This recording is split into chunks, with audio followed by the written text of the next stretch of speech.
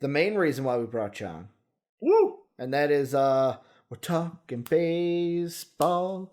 Something, something, something. I don't remember the lyrics except for I don't even know what baseball. you're singing. You don't know that? Like, the song that was, it was used on The Simpsons. It's the one, Roger Clemens clucking on the mound.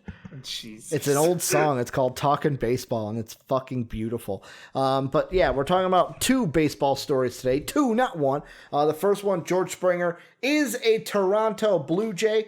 That cracked last night the deal. I have it in front of me right here. $150 million. I believe you said, Jake, $60 million more than what the Yankees had to pay DJ LeGoat. True. In the story we talked about yesterday.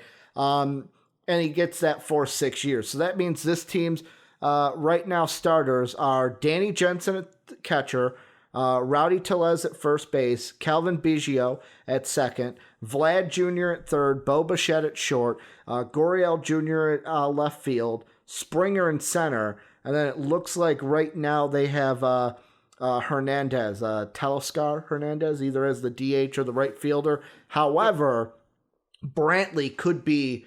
It's Michael Brantley, who is... Brantley signed with the Astros just about an hour ago. Okay. So now it's official. So then he's not following to the Blue Jays. So the Blue Jays got to find something else. And I know for catcher, JT Realmuto might be a Blue Jay, but odds are he might go back to Philly. Thing I'm going to ask you, Jake, is first off, what does this mean for the Blue Jays? And now where do they go with their free agent search now that they have Springer locked down for 6 years? Yeah, I think it's great for the Blue Jays. They finally get a star veteran player is what I'll say, because they have young stars on their team. They're one of the richest franchises in the entire Major League Baseball. They're finally going out and spending money because they have such a solid core of the Biggio, Bichette, and Guerrero. Yeah. It's really good to see. And George Springer, I'm glad he got paid. He's a player that deserves to get paid. And I can like him now because he doesn't play for the Astros. He's one of the best center fielders in baseball. Not the best because, the best player of all time, Mike Trout, plays center field too. Yeah. Can't be the best. But, I mean, they add an absolute stud to the lineup. They get another guy who, when every single time that he comes up, he's a pain in the ass. He's not a guy who strikes out a ton. He's not a guy who has short at-bats. He's not a guy who's going to have bad at-bats a lot. And he brings a sense of winning to this locker room too, which they need. They need a veteran guy like this. They need a guy who's won before, and they lock him down for 6 years. It's just it's a great deal. It's a big deal. $150 million is a lot of money for George Springer, but it's worth it for the Blue Jays. Yeah, and the Blue Jays, I feel like you got to make a move like this. And the reason why is if you're going to compete with especially the Yankees and what they have, you have to have a player like George Springer on your team. Like yet again, this might be elementary in its outlook, but like this was a really good night for the Blue Jays, really bad night if you're an Astros fan, because if I'm the rest of the AL West, I'm kind of cheering because it's like, yay, the Astros are going to be a little bit worse than they were last year because they're going to be missing George Springer. Now they're still going to have Brantley, Altuve. Like you said yesterday, Verlander, I think, is coming back. So they'll still have players, but like the Blue Jays, you keep throwing out the Rays. I don't know if I'm as high on the Rays as you are. But like I'll throw them in there anyways. The Rays, the Yankees. Now the Blue Jays can say, hey, we are seriously going to compete. Now the question is, and I know we'll get into this in our second one, was for me, the free agent that now they have to go like basically focus on is Trevor Bauer. Because how we talk about pitching and like hitting is hitting is going to win you the regular season. You need hitters to stay hot and hit well throughout the regular season. Pitching wins you the postseason. The only question now is, yet again, the lineup that I listed off, the thing that I was kind of looking at on Bleacher Report, is they're saying that the George Springer addition could mean kind of question marks for like a, I'm going to fuck up his name, Grichuk? Grichuk, Tellez, like some of these young guys that might have, and also I think they threw out an Alejandro Kirk, of does this hurt the young guys on the Jays to where it's like, hey, they might have gotten more of an opportunity because he's not here, but that shouldn't fucking matter, right? Because you got George Springer, who's obviously going to help you get to the playoffs and potentially win a World Series.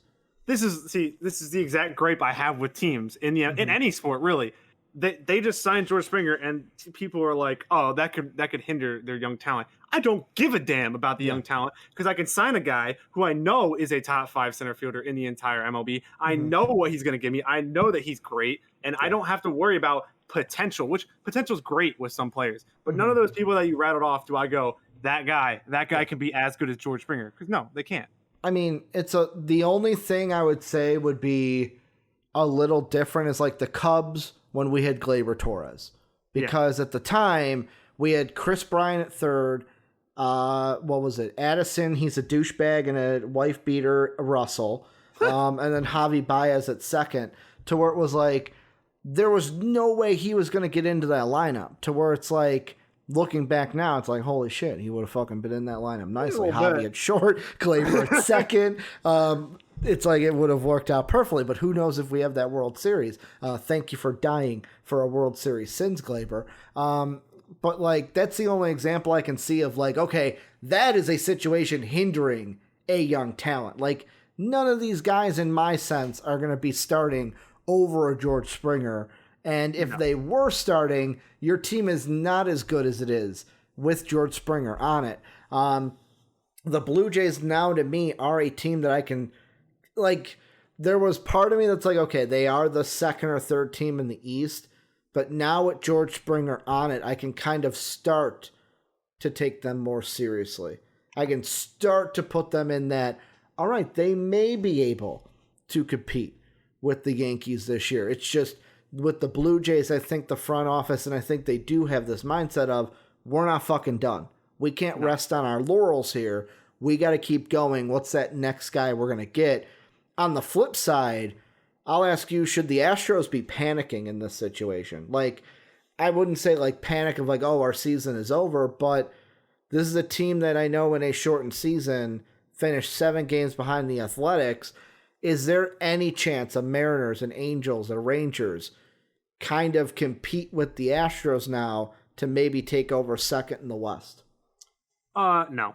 The Mariners. Short answer, no. Next question. The Mariners are a few years away, but the Mariners are coming, and I don't want to say the phrase, but they're coming hard. They are. That's the only way to come, is coming hard. But yeah, the Mariners will be there in a couple of years. The Rangers, no, the Rangers are just the Rangers. I don't even know how to describe the Rangers because their ownership is very disappointing and they let players walk. They shouldn't. They just don't have enough talent on the team to compete with a team like the Astros. The Astros' big worry is, will they be able to extend Correa and Bregman and all these guys to keep them? Signing Brantley back was huge for them. They would have lost way too much offense if they would have lost Springer and Brantley. So getting him back is huge for them. Jordan basically was missed all of last year. Was terrible. He comes back. I mean, he's a monster. He hits baseballs very, very far. He's pretty good at baseball. He's very good. He's pretty good at baseball. He's pretty good at baseball. The Blue Jays you were mentioning as favorites in the AL. I'd probably I would say favorites in the AL. I just said they would now.